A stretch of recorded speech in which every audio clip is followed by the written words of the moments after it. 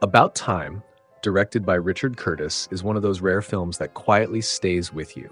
It's tender, thoughtful, and though it's wrapped in the softness of a romantic drama with a time travel twist, at its heart, it's about something much deeper.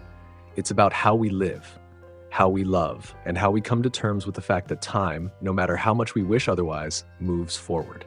Always. The film follows Tim Lake, a kind, slightly awkward young man who learns something extraordinary on his 21st birthday. His father tells him a secret passed down through generations. The men in their family can travel through time. But there's a catch.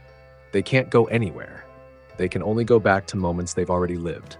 No saving the world. No rewriting history. Just the chance to revisit ordinary days and live them a little differently. At first, Tim does what most of us would do. He uses it to fix small things, to avoid awkward conversations, to win over the woman he loves, Mary, to smooth the rough edges of everyday life. But as time passes and life grows more complicated, Tim begins to see the limits of his gift. He learns that not everything can be changed. That some moments, especially the painful ones, can't be undone without affecting something else, something precious, something real. Eventually, he's faced with losses he can't go back to without altering the very future he's learned to cherish. And that's when his story shifts. He stops using time travel to fix things and starts using it to pay attention, to live better, not differently. To be fully present for the life he already has, messy, beautiful, and fleeting. About Time doesn't ask us to believe in magic. It asks us to believe in presence, in the power of noticing our lives while we're still living them, and in the idea that sometimes the most extraordinary thing isn't changing the past, it's learning how to show up for the present.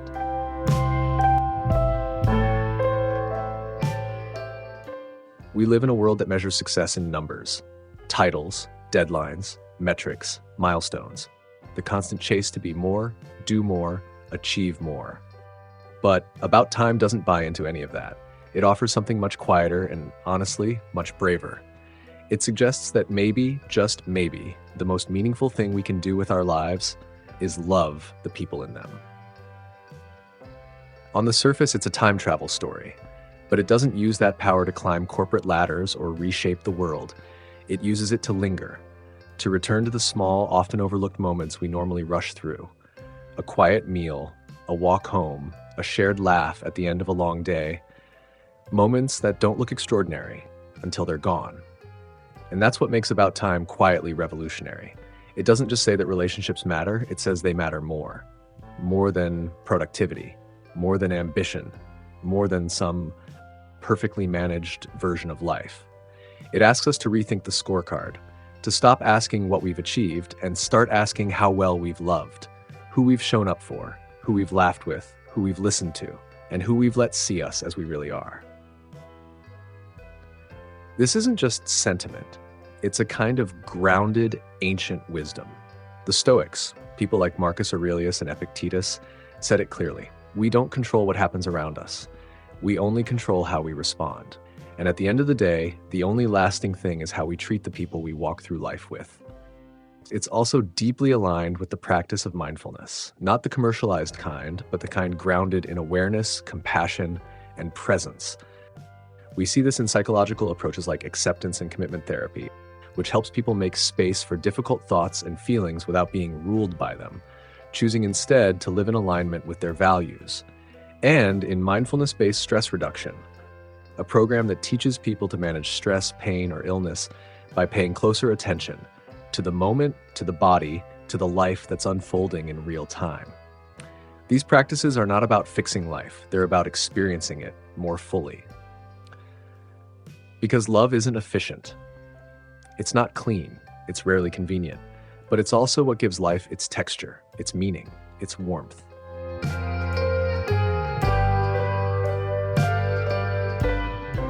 There's a quiet moment in About Time, easy to miss but hard to forget, when Tim realizes that even with time travel, there are limits. He can't go back to see his father without undoing the birth of his child. To hold on to one moment, he has to let go of another. It's tender, it's devastating, and it's something we all have to face in one form or another. Some things, once they pass, don't come back. Even in a story built around the power to rewind time, loss remains non-negotiable. That's what makes this part of the film so grounded, so human. It doesn't offer escape, it offers perspective. No amount of control, magical or otherwise, can spare us from the endings that are part of life. This is where About Time takes a deeper turn. Not just emotionally, but existentially. It touches on something philosophers like Heidegger, Kierkegaard, even the Stoics have long wrestled with, that life becomes more meaningful when we face the reality that it doesn't last forever. Not in a fearful way, but in a way that sharpens our attention. That reminds us, this matters. Right here, right now. What's striking is how quietly Tim carries his grief. There's no breakdown, no dramatic unraveling, just a soft shift toward more presence, more care. His love for his father doesn't get buried under sadness. It shows up in how he moves forward, with gentleness, with gratitude. And maybe that's the point. The goal isn't to avoid the pain, it's to let love leave its mark before the goodbye comes. And that's a lesson many of us resist, because we live in a world that encourages mastery. Fix the problem, improve the system, control the outcome. But About Time reminds us, not everything is meant to be managed. Some things are meant to be felt. Loss isn't a failure, it's part of being human. Tim's growth doesn't come from learning to fix more. It comes from learning to let go. To stop asking, how do I make this last forever? And start asking, how can I be fully here while it does? The film doesn't offer comfort in the form of solutions. It offers it in acceptance. That when we stop gripping so tightly, we actually hold things more gently. That sometimes the most loving thing we can do is let life be what it is. Beautiful, temporary, enough. About Time doesn't shy away from loss. It honors it, not with speeches or drama, but with presence. And maybe that's the most powerful thing of all, knowing we can't stop time, but we can choose how we live while we have it. And that choice, how we spend our time and who we spend it with, that's what really lasts.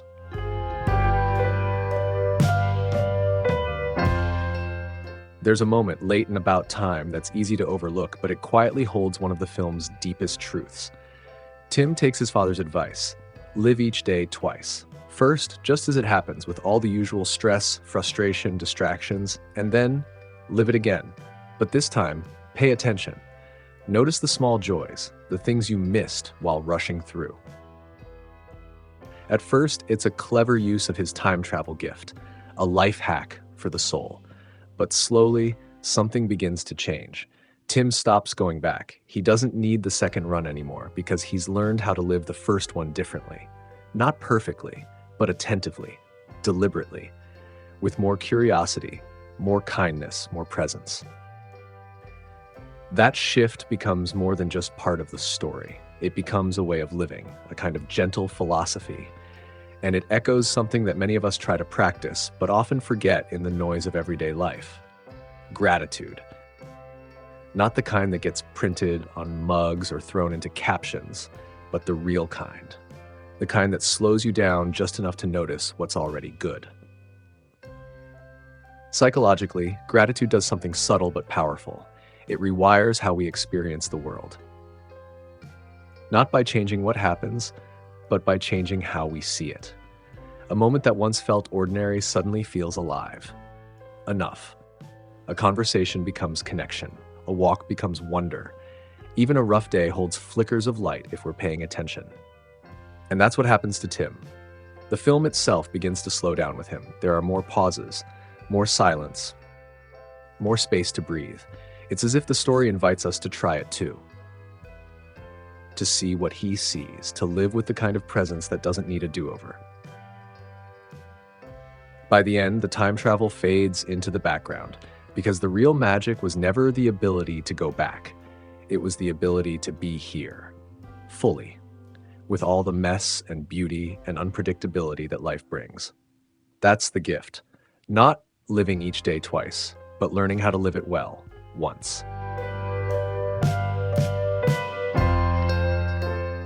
Most stories treat time like a roadmap: beginning, middle, end. a straight line, clean, predictable. But About Time does something different. Time in this story isn't logical, it's emotional. It doesn't unfold in perfect order, it flows like memory, soft around the edges, messy, tender, true. Tim's ability to rewind time doesn't lead to epic plot twists or dramatic reveals. There's no villain to defeat, no fate to rewrite. Instead, it brings attention to something much more familiar, how certain days seem forgettable until we look back and realize that was the moment that mattered. That was the conversation, the laugh, the look, and we missed it because we didn't know to hold on. The film slows down for those moments, not the milestones, not the highlight reel, but the in-between. The hug on the way out the door, the silence in a shared space, the walk in the rain where nothing is said, but everything is felt. Even the filmmaking reflects this shift. Major life events, births, weddings, big changes, they pass quickly, sometimes in just a few frames. But something as ordinary as a morning routine, that gets time, attention, weight, because not all time is equal. Some minutes stretch out and stay with us, others disappear without a trace. And what About Time understands so well is that we rarely know which is which until it's too late. So instead of asking us to follow a plot, the film invites us to feel, to notice, to wonder, what am I rushing past today that I'll wish I'd slowed down for? It challenges the way we've been taught to think about time as something to manage, track, optimize. But what if time isn't just a schedule? What if it's a texture, a feeling, a presence? What if the goal isn't to get somewhere, but to be here, fully, while we can? That's the quiet revolution of About Time. It doesn't just reframe time in the story. It invites us to reframe time in our lives, not as something to race through, but as something to treasure.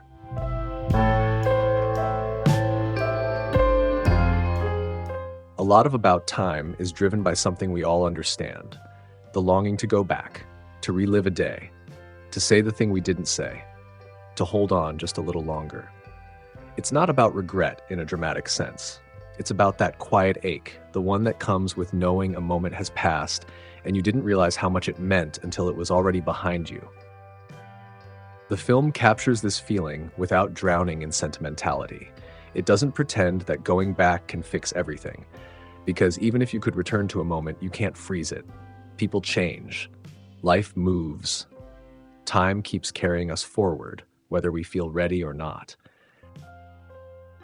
But About Time doesn't frame that truth as something tragic. It treats it with gentleness. It reminds us that the beauty of a moment is its impermanence. And the role of nostalgia isn't to trap us in the past, but to highlight what mattered and maybe help us see what still does. There's something quietly profound in how the film handles memory. Not just the big, obvious memories, but the smaller ones we carry in our senses. A song that reminds us of someone we miss. A smell that takes us back to a different version of ourselves. A phrase or laugh that lives on in our heads long after someone is gone. These aren't just memories, they're threads. They keep us connected to our past, not so we can live there, but so we can remember who we've become because of it. And what's most moving in Tim's journey isn't that he has the power to revisit the past, it's that eventually he doesn't need to. He learns how to be so present, so fully alive in the moment, that memory becomes a natural result of paying attention, not a tool for making up for what was missed. That's the shift. From nostalgia as escape to nostalgia as reflection.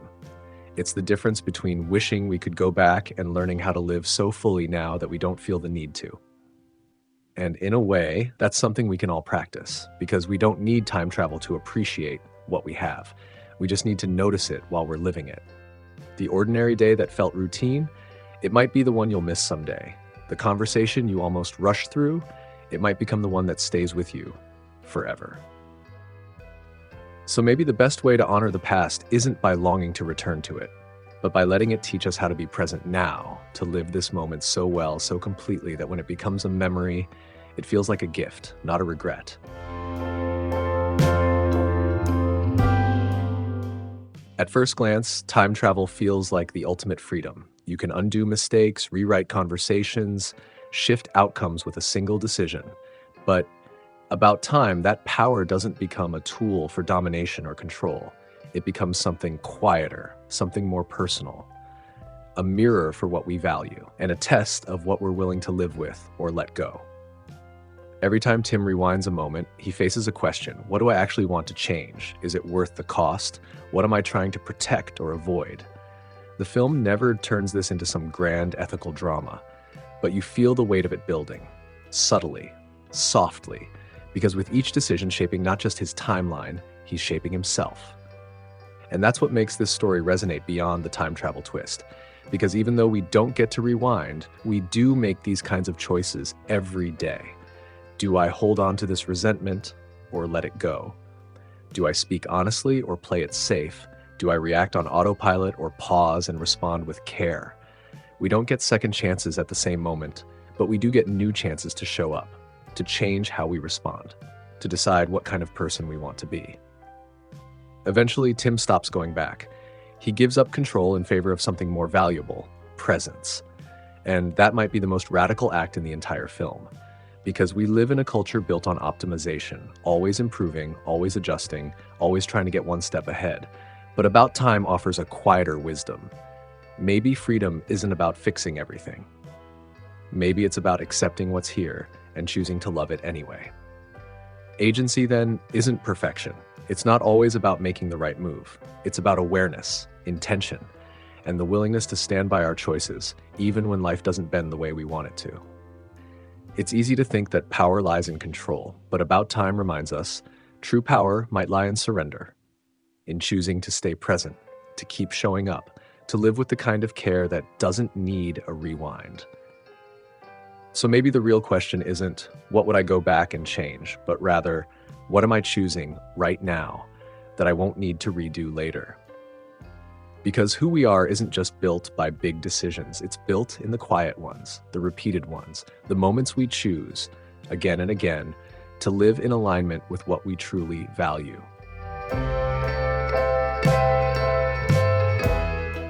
Why time travel? Why do we keep coming back to it? In films, books, daydreams? Why does the idea of going back or jumping ahead speak to something so deep in us? Because time travel, at its core, isn't about science. It's about emotion. It's about being human. Sometimes we wish we could go back, not to change the world, but to fix something small and personal. A conversation we regret, a goodbye we didn't say, a version of ourselves we wish had known better. That's the pull of regret, one of the most human feelings there is. Our minds replay the past, trying to rewrite it, even if only in thought, and time travel becomes the fantasy version of that loop. Not just remembering, but redoing. Other times, we're not trying to fix the past, we just want to feel it again. The comfort of a familiar room, the sound of someone's voice, a simpler moment before everything changed. That's nostalgia. Not weakness, not indulgence, but emotional grounding. It helps us remember who we were and who we still are. And then there's the future. The desire to know, to skip ahead, to see how things turn out before we take the next step. We all live with uncertainty, and time travel offers an imagined escape from it. If we could just see what's coming, we'd know how to act, what to say, whether it's going to be okay. But underneath all of this, regret, nostalgia, anxiety is a deeper desire, control. Time travel becomes the symbol of ultimate agency, the power to undo, to foresee, to perfect. In a world that so often feels chaotic and out of our hands, we dream of time travel as a way to take the wheel. But here's the truth. It's never really about time. It's about meaning. We look back to understand what shaped us. We look ahead to imagine who we might become. And in between, we're trying to find our place, right here, right now. So when someone says, I wish I could go back, they're not fantasizing about a time machine. They're longing for peace, for clarity, for a second chance to be more awake, more kind, more present. Time travel is just the shape that longing takes. And maybe the real question isn't, how do I get back there? But rather, what is it I needed then that I can give myself now? When About Time comes to an end, there's no dramatic twist, no final moment of magic, no grand farewell. just a quiet realization. You don't need to manipulate time to live a good life. You just need to be in it, fully, as it is. That might sound simple, but in a world built on urgency, distraction, and the constant pull to be somewhere else, presence is anything but easy. We're trained to chase the next thing, to fix what's wrong, to optimize what could be better. But Tim's story reminds us that life doesn't need to be perfect to be meaningful. It just needs our attention. There's something deeply human in that message. Psychologically, it echoes what Viktor Frankl once wrote: that meaning isn't found by avoiding pain or chasing pleasure, but in how we respond to life, especially the parts we don't control. Tim learns to respond with presence, with appreciation, with love, even in the face of loss. And that's what transforms him. Not his power to go back, but his willingness to be here now. And maybe that's what we're all being asked to do. Not to fix the past, not to predict the future, but to show up in the middle of it all, to notice the warmth of someone's hand, to really hear what someone's saying, to look at your ordinary day and realize this is it. This is the moment that matters. Not because it's big, but because you're alive in it. We don't get to rewind, we don't get to edit the timeline, but we do get to choose how we meet each moment as it comes, with presence, with gratitude, with a little more softness than before. So maybe the real superpower isn't time travel, it's paying attention. It's learning how to live this one life, this one day, with so much care that even the smallest moments feel like they were meant to be there all along. And if we can do that, we won't need to go back, because we'll know deep down we were really there the first time.